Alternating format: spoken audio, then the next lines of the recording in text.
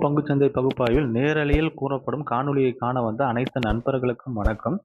இன்று சென்செக்ஸ் பங்குச்சந்தையில் பங்குச்சந்தையின் மதிப்பு இலக்கு 2க்கு மேல் சென்றுவிட்டால் நிலை மற்றும் மதிப்புகள் மாறுபடும். பங்குச்சந்தையில் கூறப்படும் அனைத்து கருத்துக்களும் தனிப்பட்ட கருத்துக்களே, கல்வி நோக்கத்துக்காக மட்டுமே கூறப்படுகிறது. வாங்க காணொலியில் போலாம். வியாழக்கிழமை பங்குச்சந்தை முடிவில் நம்ம என்ன பேசியிருந்தோம்னா 84,838 நேர்மறைனும் 84,758 எதிர்மறைனும் பேசியிருந்தோம். இன்று பங்குச்சந்தையோட துவக்கம் 85,051 இலக்கு 1க்கு மேல் தான் பங்குச்சந்தை துவக்கப்பட்டது. துவக்கம் கிடைத்தவுடன் காளைகள் இலக்கு 2 என்ற நிலையை அடைகிறார்கள். இலக்கு 2க்கு மேல் செல்ல விடாமல் கரடிகள் தடுத்து கொண்டிருக்கிறார்கள்.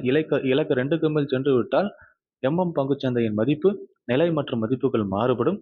இலக்கு 1 85,432, இலக்கு 2 85,558.